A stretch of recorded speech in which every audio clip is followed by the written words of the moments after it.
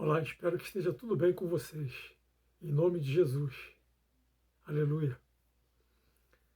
Arquivos secretos do Vaticano.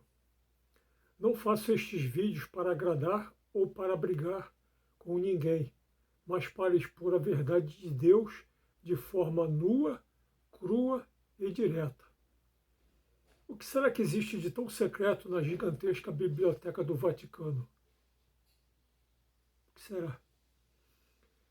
Especulações das mais variadas existem aos milhares. Uns acreditam que o maior segredo da famosa Biblioteca do Vaticano seja de revelações de extraterrestres, de seres de outras dimensões e de viagens intergalácticas.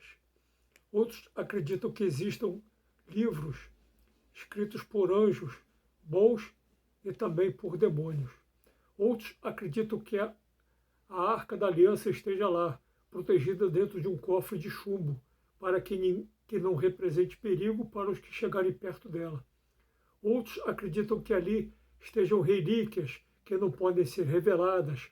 Outros acreditam que existem livros apócrifos, ultra secretos, que mudarão radicalmente o que cremos. Outros acreditam que ali existam livros de feitiçaria que não podem ser revelados para a humanidade. Outros acreditam que ali existam registros de tesouros e de riquezas incalculáveis acumulados pela Igreja durante 2 milênios. Outros acreditam... Para tudo.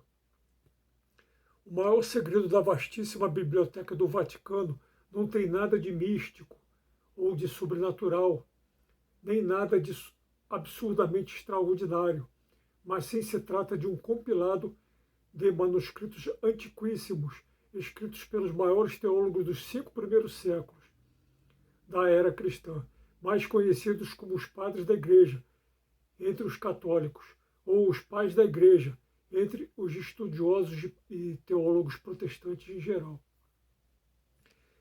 Essa estupenda compilação está reunida numa coleção de livros publicados pela editora Paulus. Essa coleção se chama Patrística e é composta por 43 volumes de capa dura e verde, que vai desde o volume 1, que são os Padres Apostólicos, onde reúne os escritos do Didaquê do final do primeiro século até Policarpo de Esmirna, no meio do segundo século, até o último e mais recente da coleção, que é o volume 43, onde expõe o escrito Retratações de Santo Agostinho. Pois bem, de acordo com o catálogo Patrística do site www.paulus.com.br, na folha 4 diz que, abre aspas, o Concílio Vaticano II despertou a necessidade de renovar o cristianismo a partir de suas fontes primitivas. Os textos dos pais da Igreja, testemunhos da antiguidade cristã, fecha aspas. Mas vou provar para vocês que essa renovação às origens cristãs jamais acontecerá, impedidas pela dogmática criada, aliás, inventada durante a Idade Média.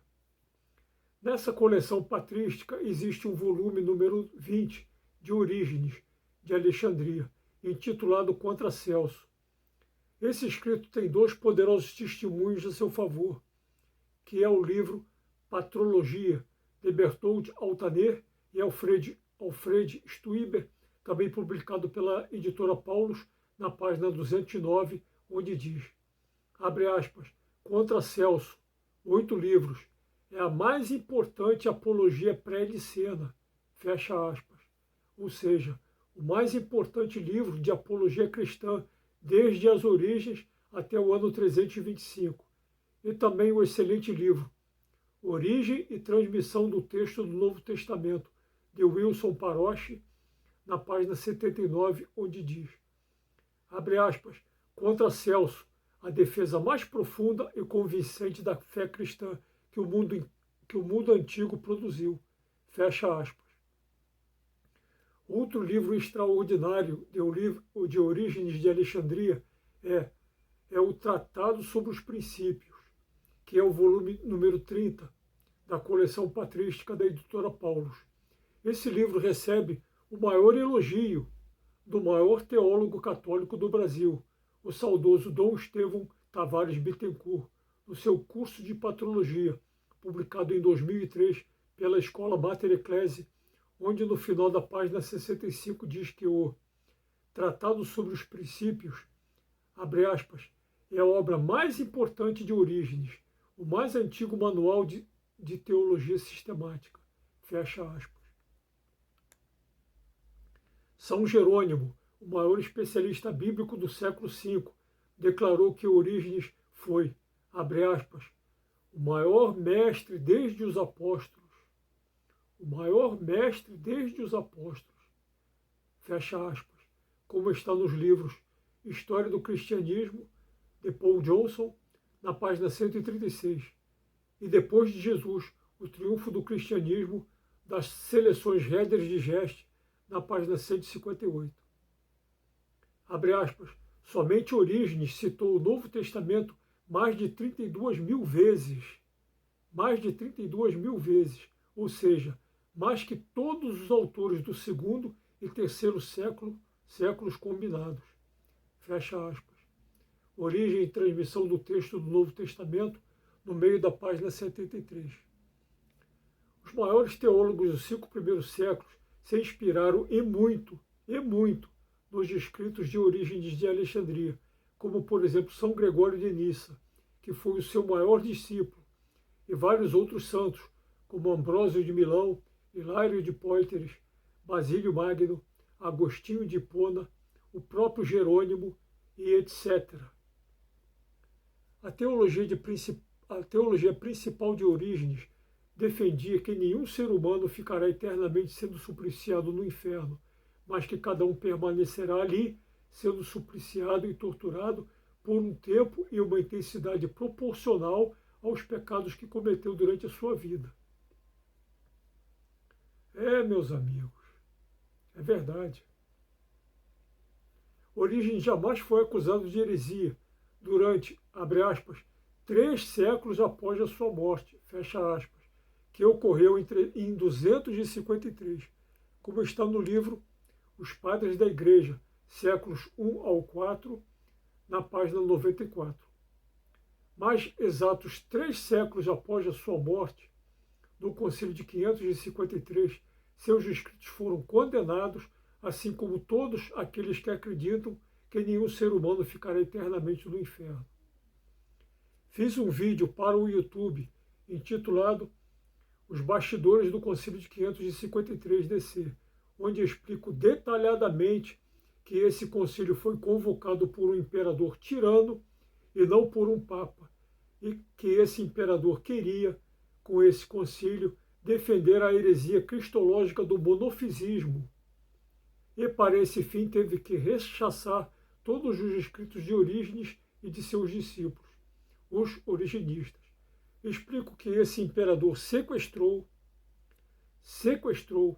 humilhou e torturou o Papa Vigílio de todas as formas possíveis, de todas as formas imagináveis e inimagináveis, obrigando-o a participar desse concílio e forçando-o a assinar essas condenações espúrias contra Orígenes e seus escritos. Tenho outros vídeos também no YouTube explicando que esse concílio foi inventado. Nesse concílio foi inventado o dogma de fé de que os seres humanos que forem para o inferno jamais sairão de lá. Apenas 50 anos depois desse concílio, o Papa Gregório Magno precisou inventar um estado intermediário entre o céu e o inferno, onde os que morriam sem arrependimento e sem serem perdoados ficariam sendo purificados. Essa doutrina precisou de mais 6 séculos para ser aperfeiçoada, na seção 4 do Concílio de Leão II, em 1254, quando recebeu pela primeira vez o nome de purgatório, e permanecendo assim inalterado até os dias de hoje, sem um aprofundamento teológico ou exegético. Tenho vários vídeos no YouTube explicando detalhadamente os jogos de interesse, as manipulações e as forçadinhas de interpretação na criação dos dogmas escatológicos. Os que acreditam hoje em dia no que acreditavam os padres da Igreja nos 5 primeiros séculos são acusados de serem universalistas, mas também fiz um vídeo no YouTube explicando exatamente o que é e no que acreditam os universalistas hereges. Os universalistas hereges. A palavra de Deus é revelação para toda a humanidade, e tudo que os padres da Igreja, os maiores teólogos dos 5 primeiros séculos defendiam, jamais deve ser guardado a 7 chaves, jamais deve ser secreto, oculto ou omitido de ninguém, e quem assim faz deve ser réu da justiça de Deus. Mas até para esse Jesus Cristo, nosso Senhor, Deus e Salvador, nos garante.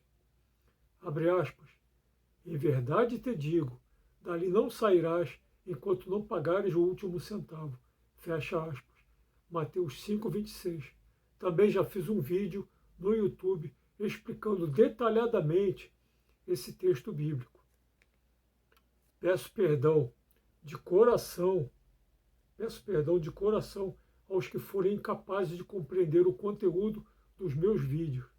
Mas perdoando ou não, compreendendo ou não, a realidade permanecerá sempre a mesma.